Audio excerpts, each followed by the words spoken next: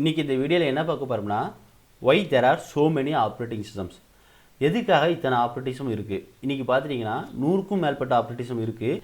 இந்த ஆப்ரேட்டிங் சிஸ்டம்லாம் ஒவ்வொரு காலகட்டத்தில் ஒவ்வொரு தேவைக்காக ஒவ்வொரு கம்பெனினால் உருவாக்கப்பட்டது. இப்போ பார்த்துட்டிங்கன்னா ஆரம்பத்தில் யூனிக்ஸ் டாஸ் இந்த 2 ஆப்ரேட்டிங் சிஸ்டம் தான் இருந்துச்சு. இதை பேஸ் பண்ணி நிறைய ஆப்ரேட்டிங் சிஸ்டம்ஸ் வந்து டெவலப் பண்ணாங்க. இப்போது யூனிக்ஸை பேஸ் பண்ணி ஃபேமஸான ஆப்ரேட்டிங் சிஸ்டம் என்னெல்லாம் இருக்குதுன்னு நம்ம பார்க்கலாம். இப்போது யூனிக்ஸை பேஸ் பண்ணி ஹெச்பி கம்பெனி ஒரு ஆப்ரேட்டிங் சிஸ்டம் க்ரியேட் பண்ணாங்க, அதாவது டெவலப் பண்ணாங்க. அது என்னென்னா ஹெச்பி யூனிக்ஸ். அந்த ஹெச்பி யூனிக்ஸ் வந்து அவங்களுடைய ஓன் ஹார்ட்வேர்க்காண்டி அதை யூஸ் பண்ணிக்கிட்டாங்க. இப்போவும் ஹெச்பி யூனிக்ஸ் வந்து சப்போர்ட்டில் தான் இருக்குது. அதாவது ஹெச்பி யூனிக்ஸோடைய லேட்டஸ்ட் வெர்ஷன் என்னென்னு பார்த்துட்டிங்கன்னா 11.3. அதே மாதிரி ஐபிஎம் கம்பெனியும் யூனிக்ஸ் ஆப்ரேட்டிங் சிஸ்டமை பேஸ் பண்ணி ஏஎக்ஸ் ஆப்ரேட்டிங் சிஸ்டமை க்ரியேட் பண்ணாங்க. அந்த ஏஎக்ஸ் ஆப்ரேட்டிங் சிஸ்டம் அவங்களுடைய பவர் சீரிஸ் சர்வருக்கு யூஸ் பண்ணிக்கிட்டாங்க. இப்போவும் ஏஎக்ஸ் சப்போர்ட்டில் தான் இருக்குது. அதோடைய வெர்ஷன் பார்த்துட்டிங்கன்னா 7.2 வந்து லேட்டஸ்ட்டு. சன் கம்பெனி வந்து சன் சோலாரிஸ்னு ஒரு ஆப்ரேட்டிங் சிஸ்டமை அவங்களுடைய ஓன் ஹார்ட்வேர்க்காண்டி டெவலப் பண்ணாங்க. ஆர்கல் கம்பெனி சன்னை வாங்கினதுனால அதை ஆர்கல் சோலாரிஸ்னு நேம் மாற்றிக்கிட்டாங்க. அதே மாதிரி மேக் ஓஎஸும் யூனிக்ஸை பேஸ் பண்ணி தான் டெவலப் பண்ணது. இதை யார் டெவலப் பண்ணான்னு பார்த்தீங்கன்னா ஆப்பிள் கம்பெனி வந்து அவங்களுடைய ஹார்ட்வேர்க்காண்டி டெவலப் பண்ணாங்க. இப்போது மற்ற யூனிக்ஸை விட மேக் ஓஎஸ்க்கு ஒரு ஸ்பெஷல் என்னென்னா அவங்க கிராஃபிக்கல் யூசர் இன்டர்ஃபேஸை அதிகமாக யூஸ் பண்ணாங்க. எதுக்காகனா அவங்களுடைய லேப்டாப் அவங்களுடைய மொபைலுக்காக அதிகமாக அதை யூஸ் பண்ணாங்க.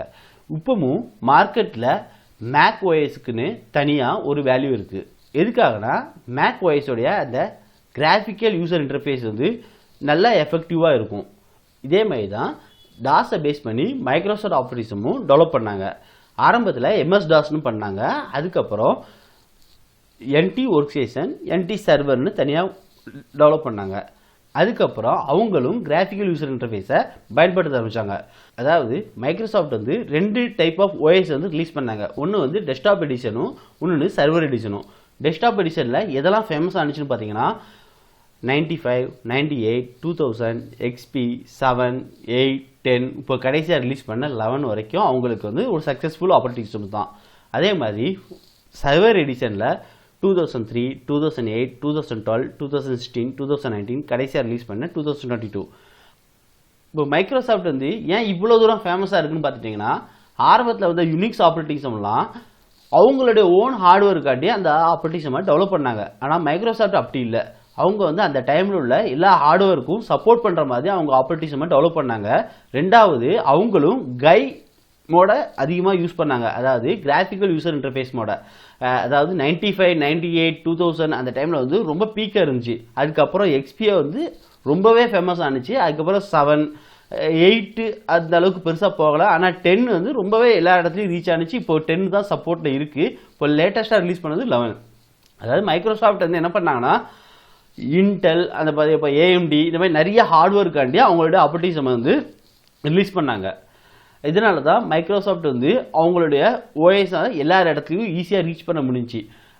அதே மாதிரி இந்த காலகட்டத்தில் என்ன ஆயிடுச்சுன்னா லினக்ஸ் அப்படிங்கிற ஒரு ஆப்ரேட்டிங் சிஸ்டம் வந்துச்சு. இதை யார் டெவலப் பண்ணாங்க பார்த்தீங்கன்னா லினக்ஸ் டோர்னிவாங்கிறவர் வந்து யூனிக்ஸ் கெர்னல்லேருந்து ஒரு ஆப்ரேட்டிங் சிஸ்டம் டிசைன் பண்ணாங்க. அந்த ஆப்ரேட்டிங் சிஸ்டம் எல்லா ஹார்ட்வேருக்கும் சப்போர்ட் பண்ணுற மாதிரி டெவலப் பண்ணாங்க. அந்த ஆப்ரேட்டிங் சிஸ்டமை ஓப்பன் சோர்ஸாக வச்சுருந்தாங்க. அதாவது அந்த கெர்னலை பேஸ் பண்ணி நிறைய கம்பெனிஸ் அவங்களுக்கு தகுந்தால மாடிஃபை பண்ணி அவங்களுடைய நேம் வச்சுக்கிட்டாங்க.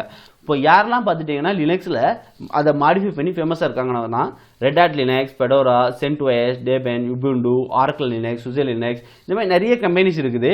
இப்போது ரெட் ஹாட் லினக்ஸ் எடுத்துக்கிட்டோம்னா அவங்க வந்து அந்த லினக்ஸ் கெர்னலை மாடிஃபை பண்ணி அவங்களும் இன்னைக்கு வரைக்கும் ஒவ்வொரு வருஷனாக ரிலீஸ் பண்ணிட்டு இருக்காங்க. இப்போ ரெட் ஹாட்டில் பார்த்தீங்கன்னா லேட்டஸ்ட்டாக பார்த்துட்டிங்கன்னா 7, 8, 9லாம் ரொம்ப பீக்கில் இருக்குது. அதே மாதிரி சென்ட்ஓஎஸ் வந்து பார்த்தீங்கன்னா ஒரு கம்யூனிட்டி பேஸ் ஆப்ரேட்டிங் சிஸ்டம் தான்.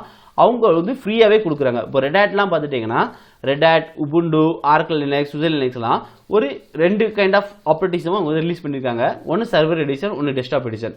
இப்போது சர்வர் எடிஷன் போகலாம் இருந்தால் அதுக்கு நம்ம சில காசு கொடுக்க வேண்டியிருக்கும், லைசன்ஸ் வெர்ஷனு. ஏன்னா நம்ம சர்வரில் ஏதாவது ப்ராப்ளம் ஆகிட்டுனா அவங்க வந்து அதை ஃபிக்ஸ் பண்ணி தருவாங்க. ஏதாவது பக் இருந்துச்சுன்னா அல்லது ஃப்ரீக்வெண்ட்டாக ஏதாவது அப்டேட் கொடுப்பாங்க. ஸோ இதுக்கு சில மினிமலாக ஒரு காசு அமௌண்ட் வாங்குறாங்க. இப்போது விண்டோஸை பொறுத்த வரைக்கும் பார்த்துட்டிங்கன்னா எல்லாமே லைசன்ஸ் தான். விண்டோஸ் கூட கம்பேர் பண்ணும்போது லினக்ஸ் வந்து கொஞ்சம் காசு கம்மியாக இருக்கும். ஆனால் ஹெச்பி யூனிக்ஸு, ஐபிஎம் ஏஎக்ஸு, இந்த சோலாரைஸ் இதெல்லாம் பார்க்கும்போது என்னன்னா ரொம்ப காஸ்ட்டாக இருக்கும். ஏன்னா அவங்களுடைய ஹார்ட்வேர் வாங்கணும், அவங்களுடைய ஓஎஸ் வாங்கணும், அவங்களுடைய சப்போர்ட் வாங்கணும். இதுக்கு வந்து அதிகமாக காசு கொடுக்க வேண்டியிருந்துச்சு. ஆனால் லினக்ஸை பொறுத்த வரைக்கும் அப்படி இல்லை. நமக்கு சப்போர்ட் தேவைப்பட்டுச்சுன்னா நம்ம லைசன்ஸ் வெர்ஷனாக வாங்கிக்கலாம். இல்லை சப்போர்ட் தேவையில்லை, நம்ம ஒரு சின்ன ஒரு ஆர்கனைசேஷனில் யூஸ் பண்ணுறோம்னா ஃப்ரீ எடிஷனே இருக்குது. இப்போ பார்த்தீங்கன்னா CentOS வந்து கம்யூனிட்டி பேஸ் ஓஎஸ் தான், நம்ம அது யார் வேணாலும் யூஸ் பண்ணிக்கலாம். அதே மாதிரி உபுண்டுவும் யார் வேணாலும் யூஸ் பண்ணிக்கலாம். சப்போர்ட் வேணுங்கிற பட்சத்தில் அதுக்கு ஒரு மினிமலாக சார்ஜ் பண்ணுறாங்க. அதுமாதிரி ஆர்கல் லினக்ஸும் இருக்குது. ஆர்கல் லினக்ஸும் லைசன்ஸ் பேஸ் தான், சுசேல் லினக்ஸும் லைசன்ஸ் பேஸ் தான். இது மாதிரி நிறைய ஃப்ரீவேரும் இருக்குது, லைசன்ஸ் பேஸும் இருக்குது. ஆனால் மெயினாக எதுக்காக இந்த லினக்ஸ் ஃபேமஸ் ஆனிச்சு பார்த்தீங்கன்னா, விண்டோஸ் எப்படி எல்லா ஹார்ட்வேருக்கும் சப்போர்ட் பண்ணுற மாதிரி ஒரு ஆப்ரேட்டிங் சிஸ்டம் டெவலப் பண்ணாங்களோ, லினக்ஸை பேஸ் பண்ணி, அதாவது அந்த கெர்னலை பேஸ் பண்ணி ஒவ்வொரு கம்பெனியும் எல்லா ஹார்ட்வேருக்கும் சப்போர்ட் பண்ணுற மாதிரி ஒரு ஆப்ரேட்டிங் சிஸ்டமாக அவங்கவுங்க டிசைன் பண்ணிக்கிட்டாங்க. அதனால தான் இது ஈஸியாக ஃபேமஸ் ஆனிச்சு. இப்போ அடுத்து பார்த்துட்டிங்கன்னா, ஸ்மால் இன்டர்ஃபேஸ் டிவைஸ்க்காண்டி எல்லா கம்பெனியும் அவங்களுடைய ஓன் சாஃப்ட்வேரை டெவலப் பண்ண ஆரம்பிச்சிட்டாங்க. ஆரம்பத்தில் பார்த்துட்டிங்கன்னா ஐஃபோனுக்காண்டி ஆப்பிள் வந்து iOS ரிலீஸ் பண்ணியிருந்தாங்க. அதுக்கப்புறம் ஸ்மார்ட் ஃபோனுக்காண்டி கூகுள் வந்து ஒரு ஆண்ட்ராய்டு ஓஎஸ் ரிலீஸ் பண்ணாங்க. அது கொஞ்சம் சீப்பாக இருந்ததுனால எல்லா ஃபோனுக்கும் அதை ஈஸியாக யூஸ் பண்ணாங்க. இப்போ ஸ்மார்ட் ஃபோன், டேப், நோட் புக்கெலாம் பார்த்துட்டிங்கன்னா நிறைய ஆப்ரேட்டிங் சிஸ்டம்ஸு, நிறைய கம்பெனிஸ் அவங்களுடைய ஓன் ஆப்ரேட்டிங் சிஸ்டம் கொடுக்குறாங்க. ஸோ மெயினாக என்ன பர்பஸ்க்காக இவ்வளோ ஆப்ரேட்டிங் சிஸ்டம் வந்துச்சுன்னு பார்த்தீங்கன்னா, ஃபஸ்ட்டு காஸ்ட் கட்டிங் மட்டும்தான். காஸ்ட் கட்டிங் எதெல்லாம் வருதுன்னு பார்த்துட்டிங்கன்னா, இப்போ ஒரு ஹெச்பி ஓஎஸை நம்ம வாங்கணும்னு நினச்சிட்டோம்னா, அதாவது ஹெச்பி யூனிக்ஸை வாங்கணும்னு நினச்சிட்டோம்னா அவங்களுடைய ஹார்ட்வேரை வாங்கணும், அவங்களுடைய ஓஎஸை வாங்கணும், அப்புறம் அவங்கள்ட்ட சப்போர்ட் வாங்கணும். இதே மாதிரி தான் ஐபிஎம்முக்கும். ஐபிஎம்முடைய ஹார்ட்வேர் வாங்கணும், ஐபிஎம்முடைய ஓஎஸை வாங்கணும், அப்புறம் ஐபிஎம்முடைய சப்போர்ட் வாங்கணும். ஸோ இதெல்லாம் பார்க்கும்போது நமக்கு ஃப்ரீயாக ஏதோ ஒன்று கிடைக்கும்போது மக்கள் அதை தான் அதிகமாக விரும்புவாங்க. அதனால தான் இந்த ஓஎஸ்லாம் அதிகமாக ரீச் ஆனிச்சு. இப்போது லினக்ஸுக்கும் யூனிக்ஸுக்கும் என்ன வித்தியாசம் பார்த்துட்டிங்கன்னா, லினக்ஸ் வந்து யூனிக்ஸ்லேருந்து வந்ததாக இருந்தாலும், ஆனால் லினக்ஸ் எல்லா ஹார்ட்வேருக்கும் சப்போர்ட் பண்ணுற மாதிரி அவங்க வந்து அந்த டைமில் டெவலப் பண்ணிட்டாங்க. அதனால தான் ஈஸியாக எல்லாத்தையும் ரீச் ஆனிச்சு. இப்போ விண்டோஸ்க்கும் லினக்ஸுக்கும் என்ன டிஃப்ரெண்ட் பார்த்துட்டிங்கன்னா, யூனிக்ஸ் கூட கம்பேர் பண்ணும்போது, லினக்ஸ் கூட கம்பேர் பண்ணும்போது விண்டோஸில் அந்த கிராஃபிக்கல் யூசர் இன்டர்ஃபேஸ் வந்து நல்லாவே இருக்கும். அதனால தான் ஈஸியாக எல்லாராலையுமே அதை புரிஞ்சுக்கிட முடிஞ்சிச்சு, அதில் ஒர்க் பண்ண முடிஞ்சிச்சு. அதனால தான் இன்றைக்கி எல்லார் இடத்துலையுமே ஈஸியாக விண்டோஸ் வந்து ரீச் ஆனிச்சு. ஆனால் இது இன்னும் காலப்போக்கில் மற்ற ஆப்ரேட்டிங் சிஸ்டமும் யூசர் ஃப்ரெண்ட்லியாக மாறிட்டு இருக்கு. இப்போ பார்த்துட்டிங்கன்னா உபுண்டுவும் டெஸ்க்டாப் எடிஷன் ரிலீஸ் பண்ணிட்டு இருக்காங்க, ஃபேமஸாக தான் போய்கிட்டு இருக்குது. நிறைய ஆப்ரேட்டிங் சிஸ்டம்ஸ் வந்து யூசர் ஃப்ரெண்ட்லியாக வந்துட்டு இருக்குது. இது பார்த்தீங்கன்னா சயின்டிஃபிக் லினக்ஸ் இருக்குது. ஒவ்வொரு பர்பஸ்க்காட்டி ஒவ்வொரு ஆப்ரேட்டிங் சிஸ்டம் பண்ணிட்டு இருக்காங்க. எல்லாமே ஏதோ ஒரு காரணத்துக்காக பண்ணிட்டு இருக்காங்க. ஆனால் ப்ரைமரி என்னன்னா காஸ்ட் கட்டிங். ஏன்னா ஒரு ஆப்ரேட்டிங் சிஸ்டம் நம்ம வந்து லைசன்ஸ் வெர்ஷன் யூஸ் பண்ணும்போது அதுக்கு நம்ம நிறைய காசு செலவு பண்ண வேண்டியதாக இருக்குது. அதே ஃப்ரீவேர் யூஸ் பண்ணும்போது நம்ம எதுவும் காசு செலவு பண்ண அவசியம் கிடையாது. இதனால தான் இன்னைக்கு இவ்வளோ ஆப்ரேட்டிங் சிஸ்டம் வந்துட்டு இருக்கு, இன்னும் வரதான் போகுது.